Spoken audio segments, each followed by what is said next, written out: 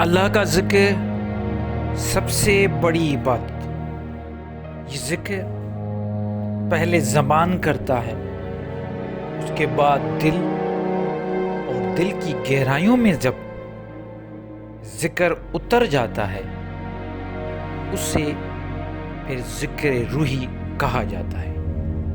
روح کا ذکر، آج ہم بات کریں گے کہ روح کا ذکر کیا ہے۔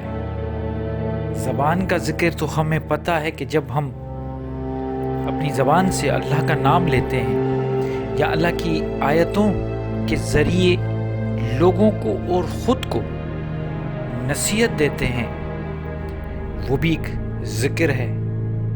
جب ہم اپنی دل کی دھڑکنوں کے ساتھ اللہ کا نام لیتے ہیں، یہ بھی ذکر ہے۔ سانسوں سے اللہ کا ذکر کرتے ہیں، جب سانس اندر لیتے ہیں اور جب سانس چھوڑتے ہیں، تو یہ ذکر ہو بھی ایک سانسوں کا ذکر ہو جاتا ہے۔ لیکن پھر کیوں ذکر روحی آخر کیا ہے؟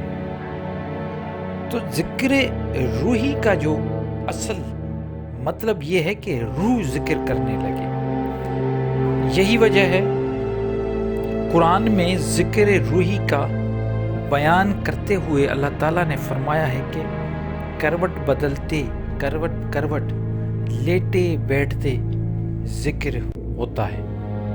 تو یہ وہ کون سا ذکر ہے جو چلتے پھرتے سوتے؟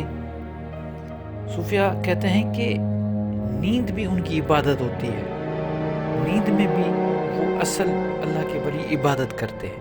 تو وہ اصل میں وہ عبادت یہ ہوتی ہے کہ ان کا روح ذاکر ہو جاتا ہے۔ جیسے ہم دل کی دھڑکن کے ساتھ دل کو جاری کرتے ہیں کہ ہر دل کی دھڑکن کے ساتھ اللہ اللہ کرتا رہے، جسے ہم قلب جاری کہتے ہیں، بالکل اسی طرح سانسوں کے ساتھ بھی ہم ذکر کرتے ہیں، ایکسرسائز کرتے ہیں۔ تو روح جب انسان کا بالکل یہ سب سے گہرا ذکر ہے، اتنا گہرا جب دل میں ذکر اتر جائے، اس کے بعد آپ کے روح میں وہ ساری چیزیں آ جائیں گی، تو آپ کے ہر عمل، دیکھیے بات ہے عمل کی، آپ کتنا بھی پڑھ لیں، کتابیں کتنی بھی پڑھ لیں، اگر آپ کے پاس جو علم ہے وہ عمل کے بغیر کچھ نہیں۔ اگر آپ کے پاس علم ہے اور عمل نہیں تو کوئی فائدہ نہیں۔ تو عمل ہمیں، اصل علم جو ہے وہ یہ ہے کہ جو ہمیں عمل سکھائے۔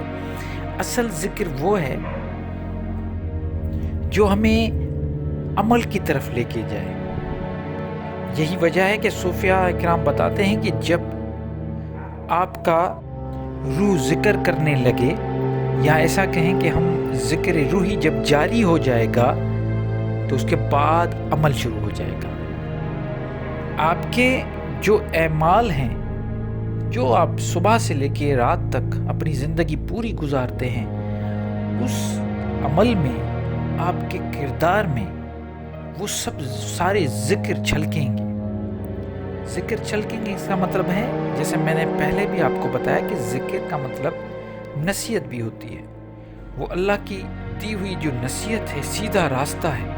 جب انسان اس کی طرف چلنے لگے گا، آپ کا کردار بولنے لگے گا، اور لوگ نہ چاہتے ہوئے، جو ایسے لوگ بھی ہیں جو آپ سے نفرت کریں گے، لیکن نہ چاہتے ہوئے بھی آپ سے محبت کریں گے، یہ ماننے کو تیار ہو جائیں گے کہ آپ سچے ہو، جیسے آپ صلی اللہ علیہ وآلہ وسلم ہمارے لیے ایک رول ماڈل ہے۔ انہوں نے نبوت کا اعلان 40 سال کی عمر میں کیا تھا، لیکن 40 سال کی جو زندگی پہلے گزری تھی، وہ زندگی ایک نمونہ تھی۔ کس طرح کہ ان کو صادق اور امین کا خطاب ملا، ایک سچا ایماندار کا خطاب ملا۔ جب وہ پوری زندگی 40 سال انہوں نے جو زندگی گزاری، اس میں بھی ایسا ہی کردار تھا کہ جب انہوں نے نبوت کا اعلان کیا تو بہت سارے اس وقت مکہ کے ایسے لوگ تھے جنہیں دین اسلام کی سمجھ سوجھ نہیں تھی، لیکن ان کو آپ صلی اللہ علیہ وآلہ وسلم کے کردار پہ اتنا یقین تھا کہ انہوں نے آنکھ بند کر کے لبیک کہا اور ان کو فالو کیا۔ ان کو فالو کرنے کا مقصد ہی یہی تھا، کیونکہ اس وقت جب اعلان کیا گیا تھا تو مکی صورتیں اور مدنی صورتیں تھیں. تو مکی صورتوں میں جب قرآن اترا تو وہ شروعاتی دور میں بہت کم تھی. وہ توحید پہ تھی، نہ کہ شریعت کے قانونوں پہ.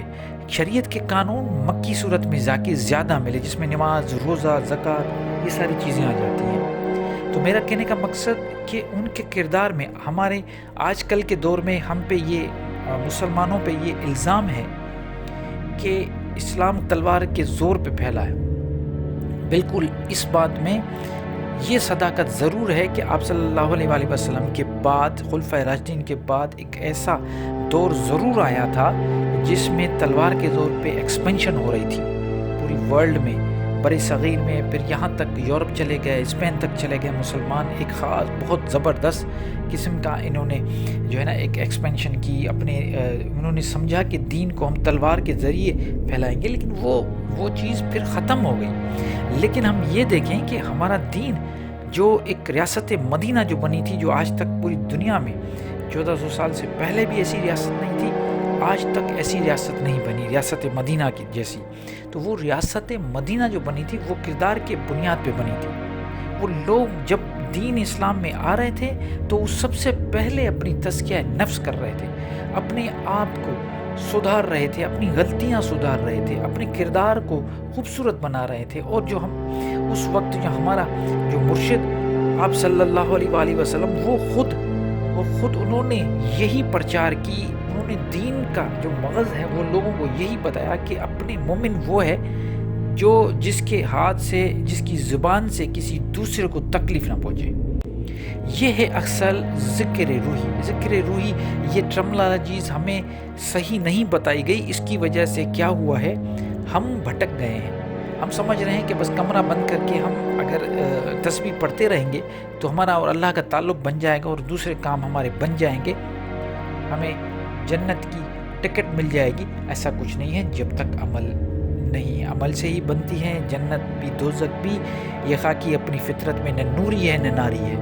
ہم نہ نوری ہے نہ ناری ہے. ہم نوری اور ناری ہم خود اپنے آپ کو بنائیں گے. ہم نور والے بنتے ہیں، ہم فرشتہ صفت انسان بنتے ہیں جو اللہ چاہتا ہے، یا ہم ناری آگ والے شیطان بنتے ہیں، یہ ہمارے ہاتھ میں ہے.